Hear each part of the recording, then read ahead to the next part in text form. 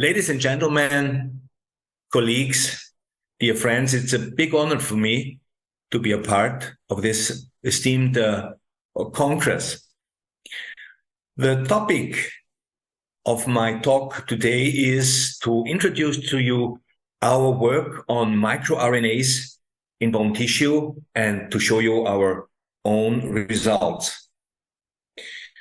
I'm head of the School of Medicine Center for Internal Medicine 2 at the Sigmund Freud University in Vienna.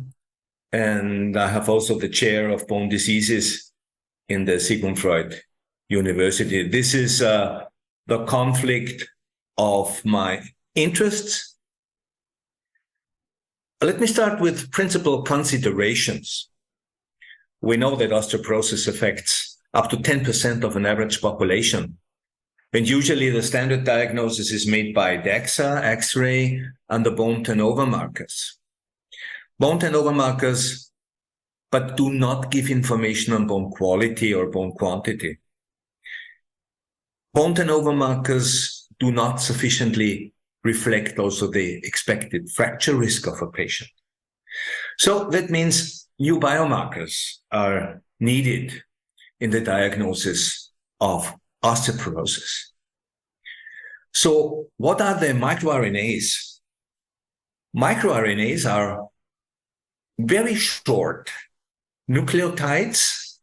The short length is 22 nucleotides. It's a non-coding RNA, which are expressed by a lot of cells. They act as post-transcriptional regulators of gene expression, and they contribute significantly to the regulation of certain cell types.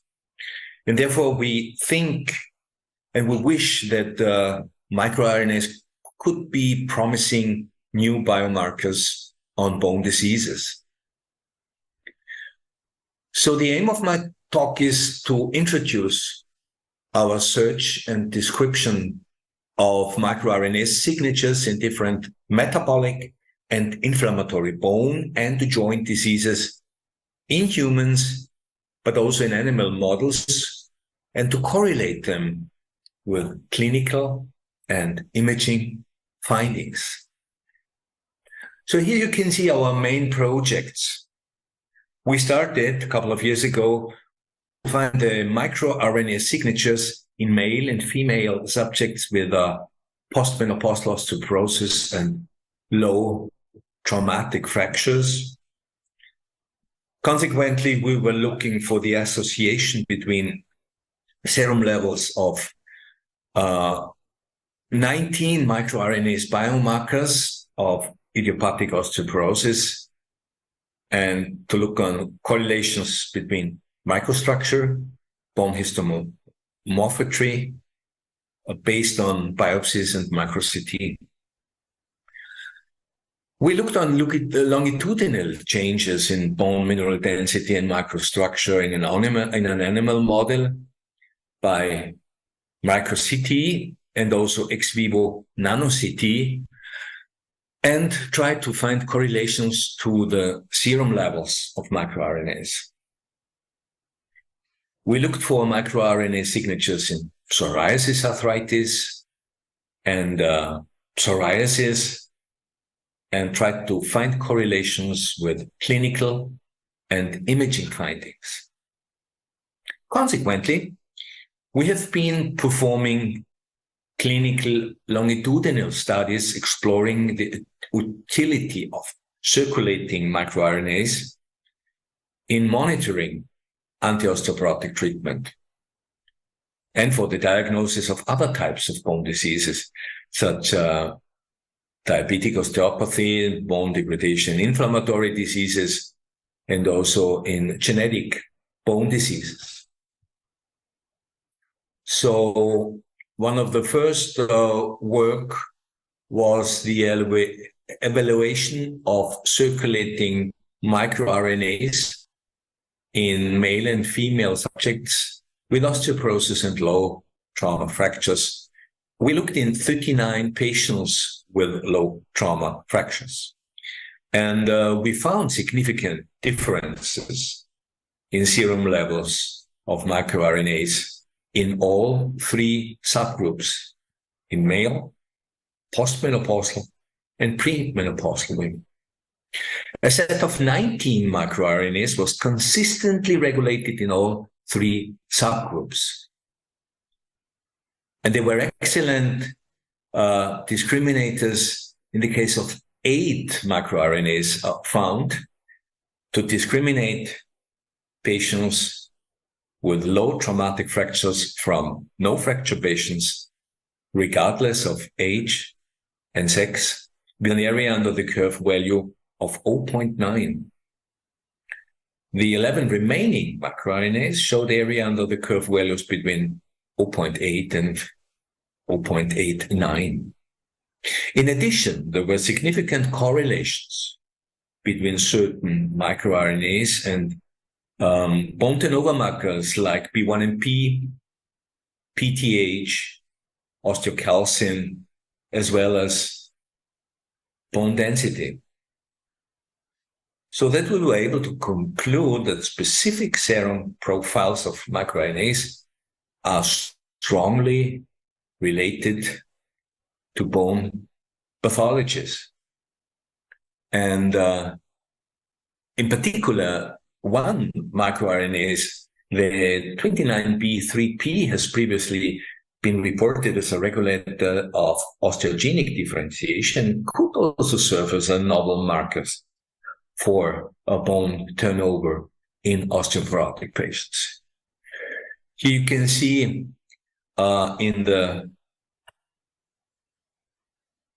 those circles that there were the 19 microRNAs which were regulated in all three populations, in postmenopausal, premenopausal, and in males. And we have depicted the most significant show-ups in the area under the curve between fractured patients and no fracture patients. And you can see very impressive lines here and significant results to be able to discriminate between the different populations. In the next step, we looked for certain microRNAs and their association to bone microstructure in histomorphometry as a kind of proof of concept. And we did bone biopsies, assessed microstructure in bone histomorphometry, and measured microRNAs.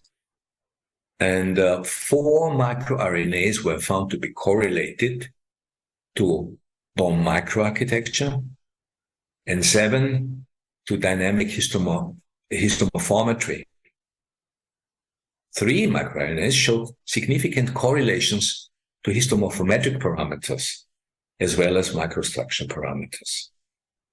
So this was the first study to report that serum levels of bone-related microRNAs might be surrogates of dynamic histomorphometry and could potentially reveal changes in bone structure. Here you can see the images of microstructure assessed by micro-CT, nano-CT, and different kinds of histomorphometry. And here there's depicted the clear association between some architecture parameters like BBTV and also the other structures of bone. And on the right side, you can see different histomorphometric parameters and their correlation to different microRNAs. As a next step in our development, we looked on an animal model of menopausal osteoporosis and tried to generate a comprehensive data set on different parameters in bone tissue and also in peripheral blood, and specifically also under different therapy regimens like anti-resorptive or anabolic treatment. And we saw what we expected, that overectomy resulted in loss of trabecular bone, which was fully rescued using anabolic treatment and partially rescued using anti-resorptive treatment. And we saw that the new generations signaling sequencing revealed that both anti-resorptive and anabolic treatment had a significant impact on microRNAs in bone tissue and in a bone serum. Teriparatide and zoledronate were able to revert microRNA changes in tissue and serum. In the serum of untreated overectomized animals, and could also show some upregulations of certain microRNAs and also downregulations. So we could conclude that there were significant effects of overectomy-induced bone loss, as well as the major types of anti-osteoporotic treatment in the microRNA transcription femoral head tissue. This was the original study protocol, and the different tests we did in the week 10, 12, 16, and also 20. We started with micro-CT at the beginning. And we finished with a micro-CT in week 20, and also in week 12 we did a micro-CT. And you can see also the different regulation, the downregulation overectomized rats and the different upregulations under anabolic treatment. Also here in the sham-operated and vehicle groups, and in the periteratide group and in the zoledronate group, you can see a kind of upregulation of certain microRNAs in the graph in the middle, and you see the downregulation under the anti-resorptive regimen of zoledronate. And we could also find a significant correlation between serum level and tissue level of certain microRNAs in the different groups. As a next step, we looked for longitudinal changes in the same animal model during osteoanabolic and anti-resorptive treatment. And again, we could see a different microRNA signature under the different therapy regimens, so that we could conclude that overectomy results in time-dependent deregulation of circulating microRNAs compared with the sham animals, and that anti-osteoporotic treatments can rescue this effect, showing that maybe those microRNAs, which are bone-related, might act as a novel biomarker for the treatment monitoring. Again, this is the study design of the same study, the overectomized and the sham-operated, and the different therapy treatments. And again, you see a kind of upregulation of certain microRNAs, and you see a kind of downregulation under anti-resorptive treatment. Again here, an example of 4 different microRNAs in the 4 different groups over time. You can see the pattern, and you can see that there is a kind of downregulation, but also upregulation under certain circumstances, which could give us a more precise information on the dynamics in a bone metabolism. We tried to repeat this set in a group of patients in 21 postmenopausal women who were under denosumab therapy, and we tried to find the right microRNA signature, and we tried to find also the dynamics of the different microRNAs. So what we find was there was the expected increase of BMD in the hip and in the lumbar spine, and also the expected decrease of the bone resorption markers. And the next generation sequencing analysis revealed significant changes in microRNAs after 2 years of denosumab treatment, but not after 6 months of treatment. And 7 microRNAs were confirmed to be significantly altered under denosumab medication. Again, here you can see the different pattern and the different regulation profiles of different microRNAs in the denosumab group. It's also something which could let expect new information in the future. Genetic bone diseases, hyperphosphatasia, which is a very heterogeneous disease, which can affect muscle, bone, lung, kidney, brain, and so on. And we try to identify organ-specific microRNAs, and we see there are some downregulated microRNAs in the different groups, the normal and the HPP group, and there are certain upregulated microRNAs, which could mean something, and we have to work further on that to understand it better. Our last project was the psoriasis study. We tried to identify microRNA signatures in patients with psoriasis and psoriasis arthritis to be able to develop a novel strategy for the early diagnosis and to be able to screen between bone, skin, and joint involvement in this disease, and look whether there's a predictive mRNA for bone erosions and adhesiophytes.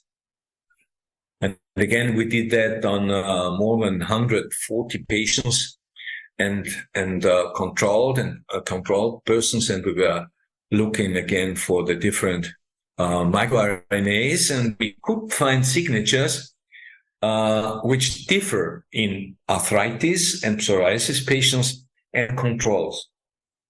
9 microRNAs were regulated in psoriasis, arthritis, and psoriasis, and 5 of them were previously reported to be involved in bone and cartilage. And again, you can see the depiction of certain microRNAs in the psoriasis versus control group, and in the psoriasis arthritis versus control group.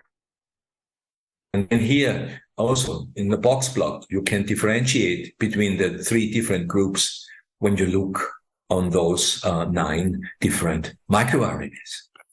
So to give you a small summarize, this is the group which is dealing and which is looking on the value of microRNAs in Vienna, and we have been able to publish a lot of our studies, the most recently in the rheumatology by Judith Haschka, but also Roland Kotzian, who is one of the leading bone experts in Vienna.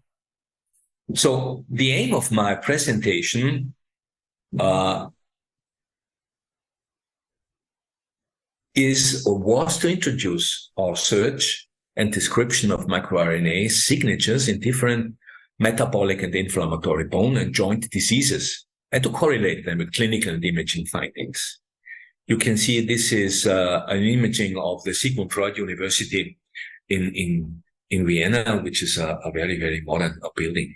I thank you very much for your attention.